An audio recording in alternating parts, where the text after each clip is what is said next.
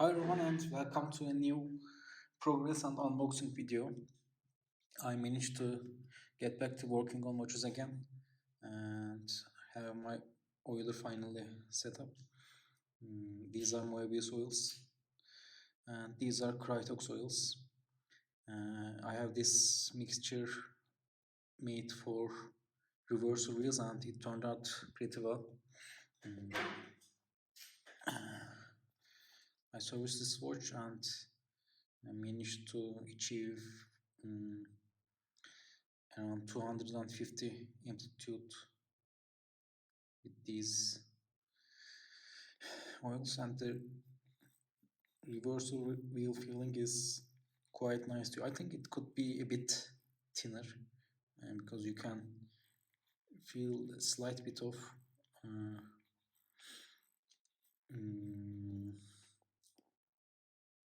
resistance. Maybe lighter could be better, but I quite like it, and sound wise it's very silent too, so it turned out pretty well. And this is a Türler day date watch. I see this as a set with the steel Maester version. Before working on this watch I didn't like Türler that much, but it's kind of grown on me too.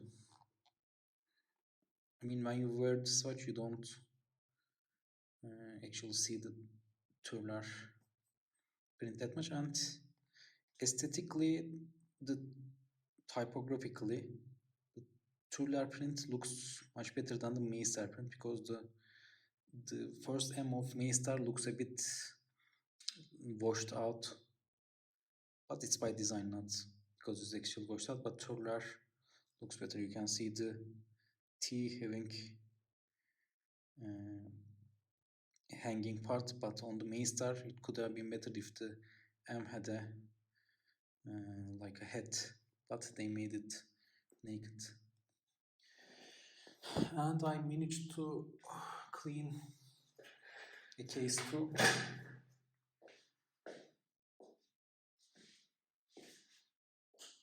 This case I got from eBay some months ago, thanks to the seller Gianmarco. It turned out to be almost new on stock level. I really like cases at this wear level in original condition. Maybe this scratch could be an issue, but I don't mind. It's like a perfect case. But I was expecting the bracelet to have original parts too.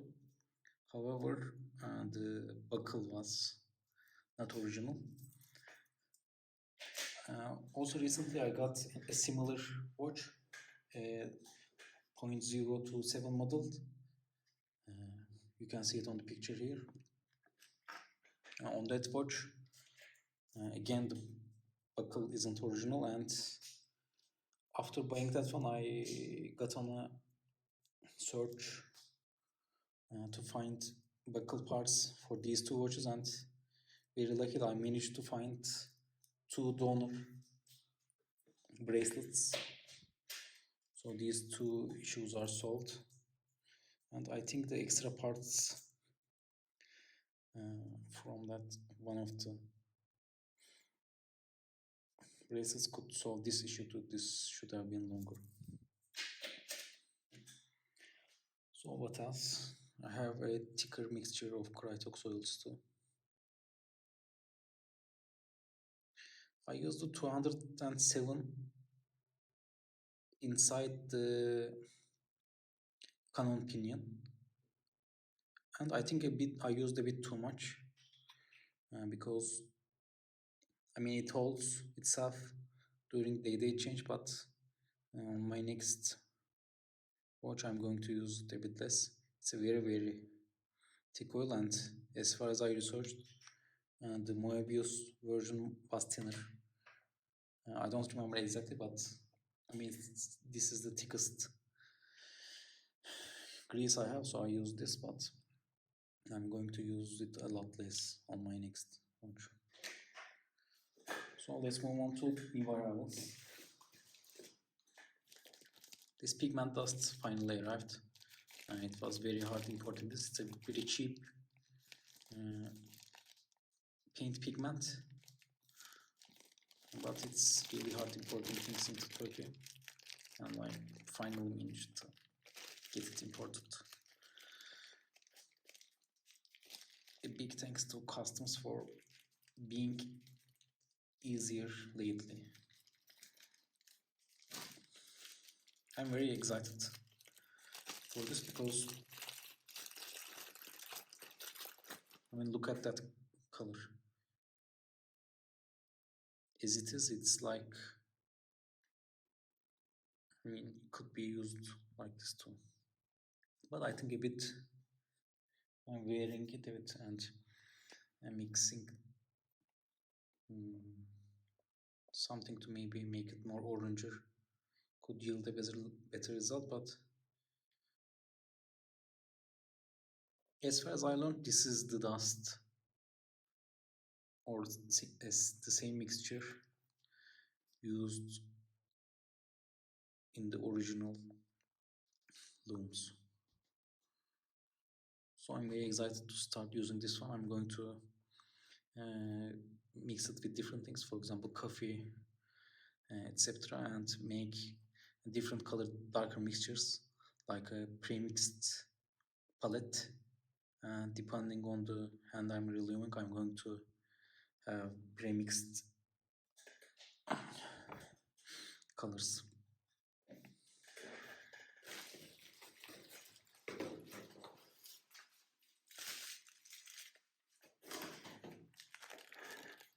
Got these thanks to Chris, the person who was selling these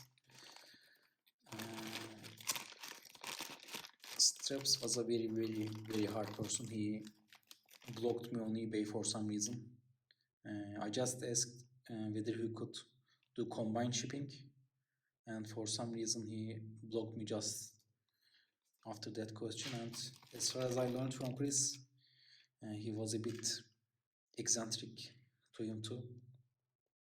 But one thing you learned when collecting, I mean, you have to put your pride aside and don't let things like this get in the way of acquiring special objects. And I mean, these new old stock bracelets are just incredible.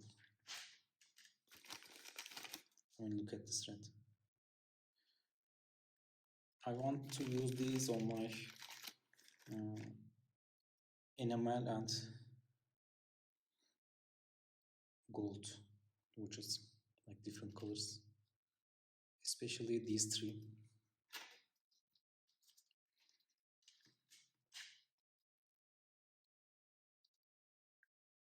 I mean, this color is less vibrant than, I guess, these, but still.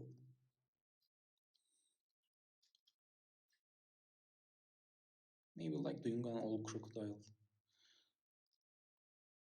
spread could be better. It's really hard to find even 19 to 16 straps, and I think ideally it should be 19 to 14 like this one.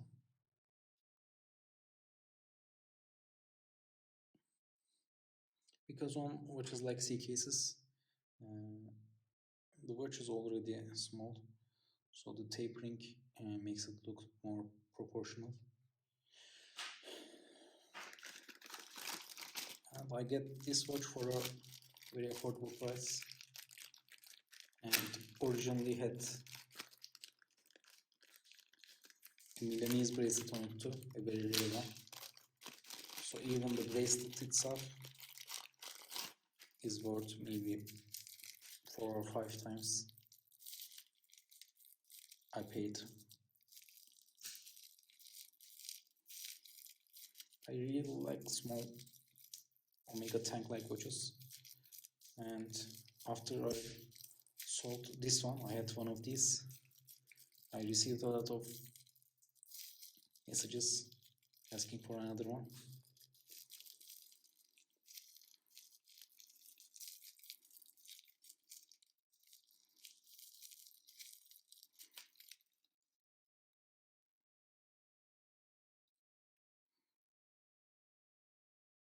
20mm watch. I think a bit small. It's a male watch, but maybe I gained a bit too much weight.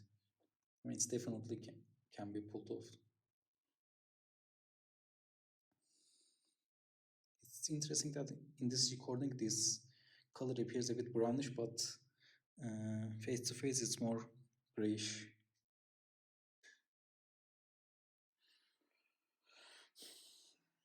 Anyway, I guess this concludes this video. I was waiting for this to work on some watches as they require real lumic, and I think I'm going to get back into hand polishing some watches too, especially after working on case wax a bit. Let me show this case wax that I worked on.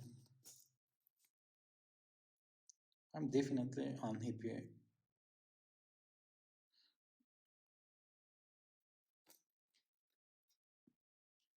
Unhappy that case packs are damaged, and I don't think I do a very good job with case packs. I'm definitely not good with rotary tools, and case packs definitely need rotary tools to yield a good result. But this case pack had a really deep scratch going from here to here, and I think this industrial rook is definitely better. I also don't have the heart to go deep. So for example, these parts could be polished further,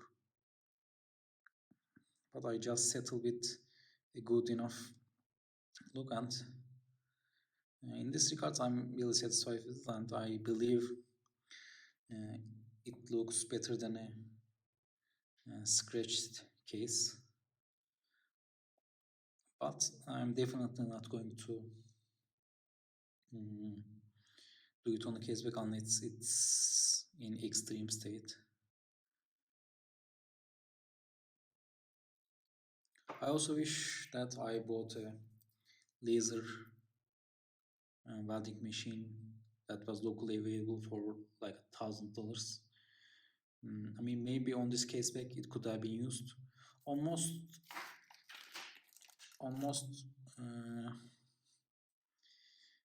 cases, for example, it's not very useful. For example, for surface scratches like this, I believe it's not used. And it's also important to know that, I mean, no matter what kind of technology you use, when you are refinishing a watch, you are always removing a layer. It's getting thinner and thinner.